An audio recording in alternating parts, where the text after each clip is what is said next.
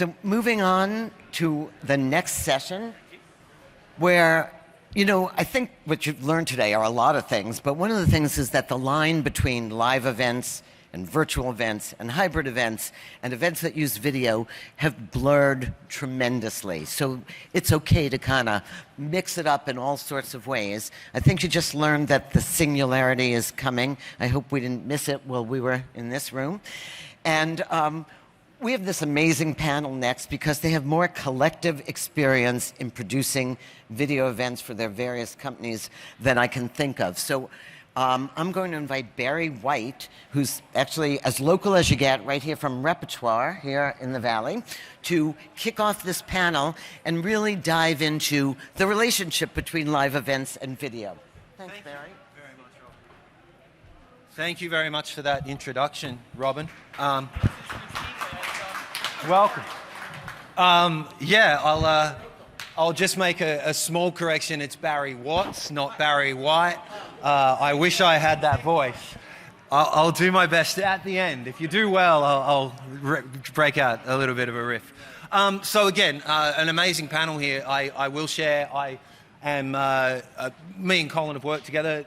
Most of the other, Jack, Joshua, Mark, and Kyle, people I've just met. And during the prep call, I was incredibly impressed with their breadth of experience and knowledge. I learned an awful lot just meeting with them for the prep call today. So I'm excited to share them all with you this afternoon. So the subject that we're here to speak about is video tech elevates the in-person event experience. And as you can imagine, that's a very oniony subject, because what we mean when we say video tech as it relates to events can be multifaceted. And so we tried to break it down into all of the different things you could mean when you say event tech or video at an event, and we'll go through some of how we've broken that down to categorize it in a moment, and I'll have the panel break that down. I think the central question that we were asked to sort of explore was what technologies are improving the audience experience, providing in-person and remote attendee equity while maximizing engagement for them both. And I think, again, there's a number of different ways to approach that. When I first heard the premise, I think my initial reaction was one that was somewhat contrarian. I think often we have a lot of video tech at events that goes unused, a lot of capacities that we bring to bring the minimum capacities we need to events, and we don't really fill those capacities as much as we might like to, as much as our creativity would allow. And I know that each of the panel members here have different perspectives on that. There are certainly instances where it very much is true that it not only elevates the in-person event experience, but makes the entire experience. So let me lead off with, I think, probably the first sort of approach that we took to the question, which is there's the question of inbound and outbound video, obviously, live versus pre-recorded. And I think I'll start with Mark Mallchok from Brella Productions, who had a lot of interesting stuff to say about that, to sort of break down that difference between, you know, live coverage of events going out or remote guests coming in to join an event, and then also sort of differentiate between recorded video and how that works on stage. So Mark Mallchok, welcome and thank you. Thanks, Barry. Hi, everybody. So my background is actually in video and in-person events, and one of the great things that's happened for us is during the pandemic, there was a lot of technology improvements, especially as software versus hardware, because as we were trying to do a lot more of our events virtually, we were forced to do things in new ways and really work with an audience that was a lot more distributed around the world. So coming out of that, when we returned back to our in-person events like this, we found very quickly that we always had to plan for inbound remote presenters. And we had to deal with that as something that we had never had to deal with pre-pandemic. Every single event we do now, we always plan for having multiple remote presenters having come in, even if none are planned. And every single time somebody gets sick, somebody is not able to make it. So we always have to plan for that for inbound. For outbound, we're always now sending out to somebody, whether it's that single presenter who couldn't make it or to a larger group. There was a lot of the conversations earlier today about the fact that we have smaller groups now in person and larger groups outside. So we have to think about the equality, equity between those two groups. And that's one of the things I love talking about, is this idea that we usually prioritize the people in the room. Now we need to really think about how do we prioritize the people not in the room, that outbound sort of way of going about it. And there's so many great new tools to elevate that experience. When we go to an in-person event, and Jack, you can talk about this too, there's all this great gear that puts like huge LED walls and E2s that do multiple picture-in-picture. But we usually ignore our virtual audience in doing those same experiences, right? So how do we elevate that virtual experience so they're on par and they're equal? And there's a lot of tools out there, I won't go into, but we'll talk about this a little bit. I'll pitch vMix as something that we use a ton, and I'll talk about this later. But it's an amazing way to brand an entire experience, elevate it for them, do live switching in software, and really make that outbound experience just as good as the inbound experience. Yeah. I think that's a great sort of segue to Jack. We spoke about your colleague who's with us, Sherry, and it's interesting, during the pandemic, there was a conversation about using outbound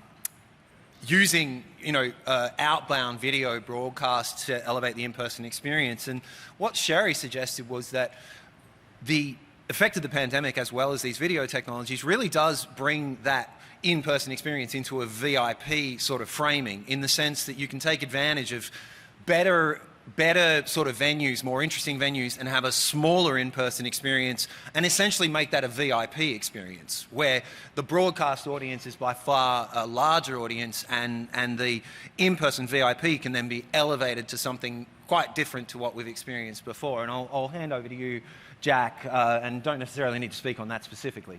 I'm happy to. I think it's true that for most events these days, you might have a couple hundred people in the room, but there will be tens of thousands of people watching the webcast of it. And I think that it's just a sort of a tradition in event production that webcast sort of falls off the truck, right? It's sort of whatever happens. And there's a NASA-sized army of gear behind the stage broadcasting this stuff, but the actual capture isn't designed into the event. So where the cameras are is at the back of the room, because it doesn't want to be in the way of the folks, right? And a lot of the technology is like the Agita cams and those sorts of things are making it so that you can put the cameras up above the audience and not have it in the way. But I think that designing these events in a way that takes into account the need to produce a high quality web product is growing and will become more and more important as we go forward. And I think that developments like the Sony HDC F5500 cameras that will work with a switcher. They're cinema quality sensors. They use PL mounted lenses, so you can have really good pieces of glass, make a really nice looking image, and still switch live and send it out to your web viewing audience and elevate their experience, not at the expense of the folks in the room, but that you have to take that into account when you're setting the event up in the first place, so that your cameras are in places where they're going to get good shots, and it's not just going to be whatever you get from the 4x4 platform at the back of the building. What do you think are the ingredients that allow an event, where have you seen it true that those things were transcended and we were able to get to that point of really being able to do a broadcast on par that elevates the overall experience? Have you seen a lot of successes? Or? Well, unfortunately, most of the greatest successes I saw in that regard were during the pandemic, when we didn't have any choice, right? That what the event was going to be was designed for an audience that was remote, and that was that. But I would say that some of the larger local companies are doing a really nice job of bridging that gap, but it really is a question of budget and planning that really enables it, because most of the time the greatest amount of budget and planning is going to go into what's happening in the room, and that the rest of it is a little bit secondary. Yeah, and I think I'll pitch the same sort of question or thought to Jack from Freeman. I think you've probably seen some experiences with similar. Oh, I'm sorry, I meant Joshua from Meta. I know you talked about sort of building for broadcast and reaching audiences outside of the spaces that you're building. I apologize, Jack. Oh, no worries. Yeah, hi everyone. My role at Meta is to deploy and upgrade our fleet of venue and studio spaces globally. So we're constantly looking at how can we elevate the event experience. We are investing in direct view LED, really bringing out the visuals, getting theatrical lighting, really branding our room to match that event. And in terms of pre-produced content, we're investing in XR as well. We've built a XR stage in Menlo Park, which was very cool, and now using new products like the Sony FR7, Ross FR12 to really capitalize and actually do this work at a much more efficient cost than before. Yeah. Is your XR stage available to anybody not out there? Yes. I'll give you the grand tour. Is it yours to offer? Colin, same sort of theme to you in terms of the balance between broadcast and in-person use of video, specifically live, but feel free to break it down. Yeah, I think the point of coming to a live event, whether it be a conference, a performance, what we're doing now is to feel that sense of connection with people, to feel like you're all participating in a moment, and that extends out to the virtual audience. So some of the tools that we're doing, everybody wants to feel like they're in the know, that they're engaged, that they are on the same equal footing with the people that are there. So one of the tools I'm using a lot lately for the streaming side is Singular, which is a live IP-based graphics generator, and I can create a graphics list. I can deploy those graphics, and I could be working with a TD. We have people in London and Dublin. It could be a global type of a thing where I'm not in the same place. I could be working from my home office. I'm connected to the TD switcher via the Singular app. I'm dropping the graphics in as they're happening, and I'm on the comm. I'm talking to the people that are in the room, and they're like, "Yeah, the exec's not ready. They need 5 minutes." I'm gonna go quickly into Singular, and I'm gonna generate a graphic that says, "Start delayed. We'll be live with you at 6:05." So that way, the people that are remote aren't just sitting there looking at their screen and a looping video and music after the event has already started, wondering what the heck is going on, feeling like they're not part of the process, that they're not in the know. Now they see that graphic pop up. Okay, great. I know exactly. I have time to go grab a cup of coffee, and I'll be back when the show starts in 5 minutes. And then I guess conversely, for the in-room people, you also want to bring them into loop. Nowadays people sometimes have FOMO being off their phones, being away from Slack in our case, where we use a lot of that. So what we'll do is set up Slack screens throughout the room, and people can go and check in on their virtual, coworkers and stuff. They can see the channel that the event is happening, the Slack channel. They can see the live updates, what people are reacting to from their remote place, and now you've kind of bridged the gap between the on-site and the remote. Yeah, fantastic. I think that's a fairly good segue into another one of those kind of polar sort of questions that we talked about, where it's inbound versus outbound, live versus pre-recorded. And when Kyle and I were speaking, the group wasn't present, but the other thing that we hadn't sort of added to the mix was sort of REMI production. And I know you mentioned that you'd been working with Grass Valley Amp and similar tools, so maybe that would be a place where we could move this discussion into, and some of your experiences with similar, but also with those different tools, because I think that's another fairly unexplored. And then I also want to just put to the group, I think there's another area that we might want to just take a moment on is the progression from fairly hardware-based production techniques into software, and I think there's something there very much worth exploring, because I'm hearing a lot of different software tools that would have traditionally been the sort of the territory of hardware and only hardware to consider at broadcast. So please welcome everyone. This is Kyle Healy from the Global Leadership Network. Yeah, thanks. I think for me, as I look at that question, the software, the tool that has, the video tech that has really helped us has been AMP, cloud-based video production. A lot of our, well, I should say our event is a little unique in that we have our studio audience with a few thousand people. We have about 600, 700 other locations across the country that have in-person audiences. And then we have tens of thousands of people watching our event online. And then in addition to that, we take recordings of that and translate them into 60 plus languages for a global distribution. So we have a number of in-person events. So as we're planning our event and as we're thinking through our communication, it's how do we communicate the key things to each of these audiences in the space that we have without killing our studio audience with 10 minutes of announcements or hosting. And so that has been where AMP or Cloud Solutions has been super helpful. It has given us solutions to problems that we just couldn't have attained with physical hardware because we just wouldn't have the space or the funds. Yeah. So. Yeah. What about the rest of the panel? Has anyone else sort of had any experience with sort of cloud-based production techniques where we're back to base? Is that something you are all using, or?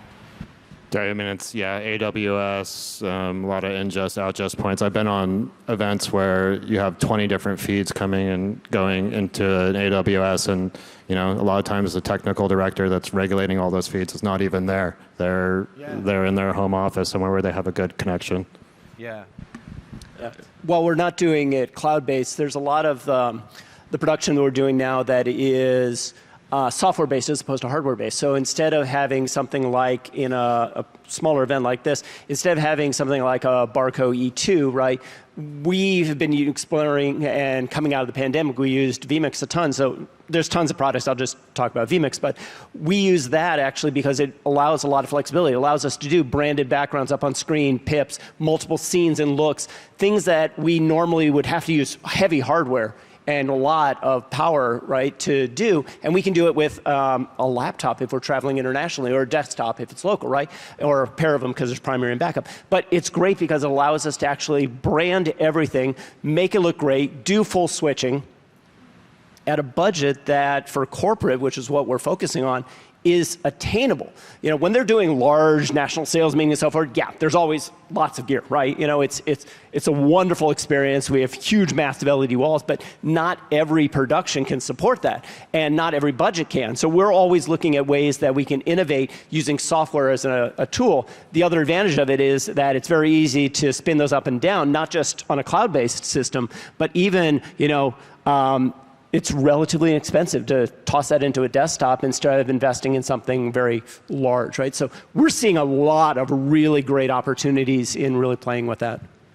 It's not really cloud-based per se, but Unity. I mean, I think, the core of any good production is communication, right? Like if you got to be on the same page with the crew and you're making changes on the fly, possibly you're dealing with remote satellite locations. And the great thing about Unity, it can be pretty low tech. You could just pop it in with an earbud off your phone and it can integrate into a comm system. So, that's a tool that we're using a lot in the software world.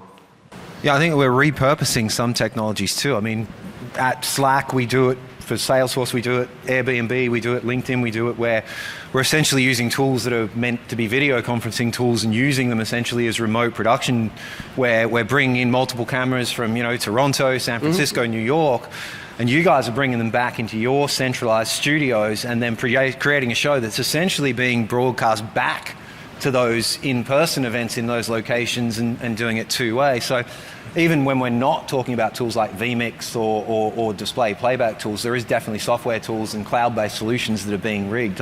You seem to have somewhere to go there as well. I wanted to give you a chance. Both of you looked interested in grabbing that.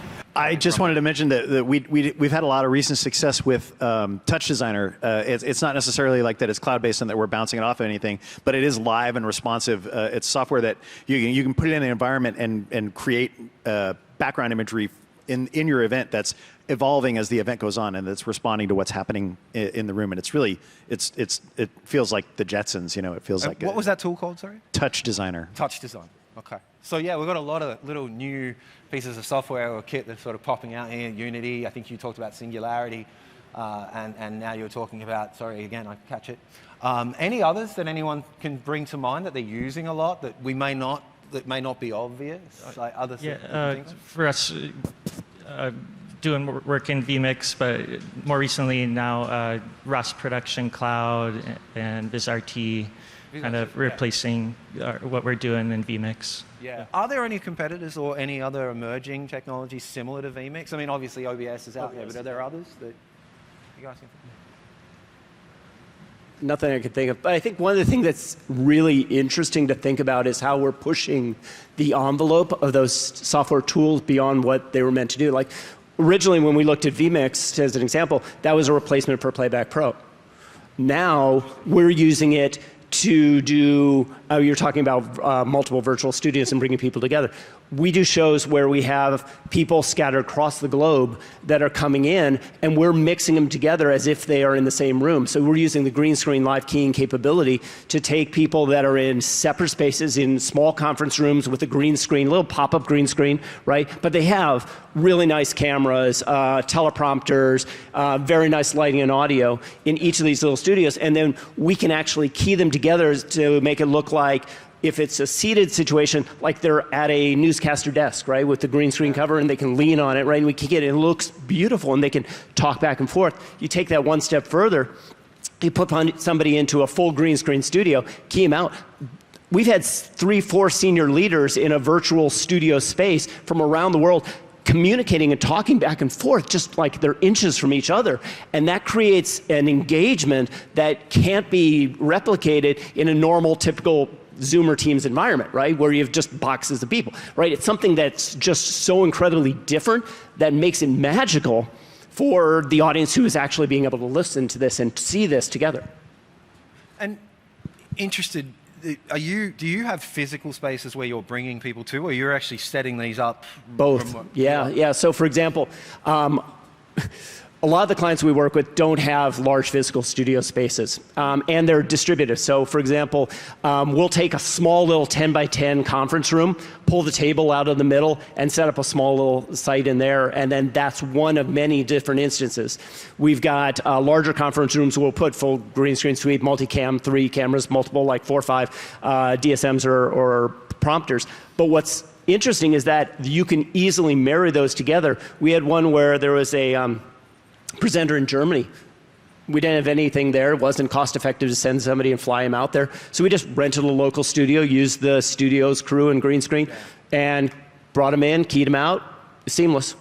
Yeah. So yeah, there's so many opportunities now in the world to be able to do that. We're not restricted as much as we used to be. Yeah. How often are you bringing that type of production into a live event? Broadcasting on screen in a live event with an in-person audience? I've got one, but go. Oh, I mean, yeah, it happens all the time, right? Like that's part of the mandate. Yeah, I think you were saying you always plan for a virtual presenter, even when there isn't one on the agenda, because you never know, somebody could get sick, could happen. But yeah, I think just that integration, that real-time communication, that's the key, and that's the challenge that I'm at least for myself, I'm often solving for is how to bring in people that aren't necessarily like broadcast professionals. Like we just did a long, like 8-hour event for the MLK holiday where we're kind of chasing the sun. Starts in London, hits Atlanta, goes to New York, Chicago, San Francisco, and you're dealing with people who are not necessarily professional presenters. How do you keep the programming tight so there's not a lot of dead air? How do you make it engaging using the infrastructure that they have available to them in an office scenario? And it's always a challenge. I will say one of the fun things to do is to blur the line on in-person experiences like this. We did one last year, which was a blast because it was in a cafeteria. It was 200 people in the audience, a lot more, remote. And what they really wanted to do was do this ESPN sort of sports center vibe to it. So we did the traditional part of this. It was very the analogy is like a mullet. It was business in front, party in back. So the business side was, we had a traditional backdrop, a desk that was lit on the stage. The presenters came up and they presented from that backdrop. And then right next to it, we built out a whole green screen studio with lights, cameras, etc. on it. And then what we did is we had the news desk send it out to the field. And that field was green screen that would change every single time. So we had a press conference with table and lots of mics. We had a locker room interview with a athlete and a presenter. we had, information from a stadium. And every single time it would change. So for the virtual audience, we were cutting a normal broadcast show between, people at the desk, a newscaster desk, and then somebody remote from the field. But what was really fun was the hybrid experience for the people that were actually in the room. They actually got to share in the magic. And they were like the old school studio, right? Where they were watching the green screen. They looked up onto the side screens and they could see it keyed in real time, and they could share in that magic. And that was really fun. So again, playing with different ways of, integrating those two together. Yeah. Jack, I wanted to just ask if you have had a similar experience. Are you using green screen techniques a lot, or are you using mostly live action? Our most recent experience with green screen was kind of a combination of green and XR. That we didn't have time to build the XR backgrounds, and we didn't have time to track a green screen. So we used the robot camera in front of the XR green screen and tried to sort of did a hybrid approach. And it was I don't recommend it. If you have the time, build your XR backgrounds and just do it that way, or have the time to be able to put tracking marks up on a green screen and do it that way. But a moving camera in front of a green XR background is a recipe for heartache, and that is why I did not experience Christmas or New Year's this year. Are we getting into the show disasters portion of the programming, Yes. Jack? I think we all have some stories ready to go if we have enough time. I got a green screen story real quick. Please. My first ever job was shooting a Sony Handycam commercial where the woman would see magical things when she held the Handycam to her eye, and one of them was an elephant that reared up in front of the Hollywood sign, and we shot the elephant on a green screen, and this is in the 90s, so the green screen, you had to have it perfectly clean, and the elephant went on the stage, reared up, did what elephants do onto the green screen, where they turned to the trainer and they said, hey, the elephant went on the green screen. And he said, oh no, it's on stage, that's not my problem. And I was the PA who had to remove all the elephant poop to a green screen clean. That's a fantastic story, because my first job was a stagehand at Network 7 in Sydney, Australia, and Peter Weir, the director, actually took an elephant down the corridor and had it take a dump in front of his boss's office to quit. It's a really famous story, but I hadn't heard that, but there you go. So we were going to wrap up with some production horror stories, and I've got to tell you, these guys have got some great production horror stories, but we are running short on time, and we did want to just sort of do a really quick, what is your number one emerging or must-have technology or something that's really remarkable out there? Just something for each. Short, this is my must-have. We'll start there with you, Joshua, and we'll come down on towards me. Yes, sure. I just want to start by saying that at Meta, live events are still very much at the forefront of the business. All of our most important messaging is done live. It's so authentic, and leadership really gets their message across when we do live productions. So the technology that's helping us do that, I mentioned previously the Ross FR12, really excellent piece of hardware. It's helping us do cost-efficient productions, full-frame video, and very happy with what we're doing there. And direct view LED is really making our screens pop, ultra-wide displays, and really bringing out that content. So. I guess I'll go back to the things I mentioned earlier, which would probably be the Singular, because of just the flexibility it gives me for doing infographics. And you get a presenter that, hey, we popped them up. Well, if you've baked everything into After Effects, it's going to be pretty hard to ingest that on the fly. So Singular has been a lifesaver for me multiple times. And then I would just say comms. Again, it's just such an important part of the puzzle. Good communication is so important. You got a comm that has just the right amount of side tone. It's not poppy, it's not scratchy. You can hear everybody like they're sitting right next to you. And I think for me, that's probably the most enjoyable part of the job, is that everything's going good and everybody's back and forth bannering on the comm. It's just a nice feeling to have. Great insight. Yeah. So mine originally was vMix, but I've talked about that a ton. So I'm going to steal something that you had said. One of the things that's actually elevated all of the experiences that we do for virtual in particular is the advent of all of the content creators that are out there and the hardware, relatively inexpensive hardware, that's developed in order to allow them to create their content. And what I mean by that is during the pandemic, it was beautiful. We would we had like 10 different kits that we put together. And in this little FedEx box was a 4K camera, a little audio puck, ring lights, and a green screen. And we shipped that around the world. Like, ones went to Australia, right? And what it helped to do was elevate it, because we'd send them this box, they would unpack it like it was Christmas morning. We'd have a call with them, we'd talk them through how to light everything, how to get it great, good sound and make it look wonderful. And the before and afters were life-changing, right? So it elevated every single production we did for all of those presenters who didn't have anything, to be able to make them look and sound phenomenal, and then the audience wasn't distracted by the tech. Tech elevated their experience. Thank you. Well, guys, listen, we need to wrap up fairly quickly, so I'm going to go with make and model. We can only really go with a quick synopsis. Cinema quality sensors, PL mount lenses for good glass, placed thoughtfully. Wonderful. Thank you. Some kind of documentation as to what you're doing, how it's done. If you choke on a chicken bone, as I like to say to my team, if I choke on a chicken bone, someone needs to pick up the slack and do exactly what I've been doing and lead the thing through. And then cloud. Anything that's going to save us money, give us more solutions in an easier way, in a quick way, is going to be a lifesaver for us. Wonderful. Well, I once again, it just shows we're just scratching the surface of this really interesting topic here. I could speak with these gentlemen for another hour and still have a lot left to talk about, but thank you all for your attention, and thank you all for your time. Really appreciate your expertise. Thanks, guys. Thanks, Tom. Thank you.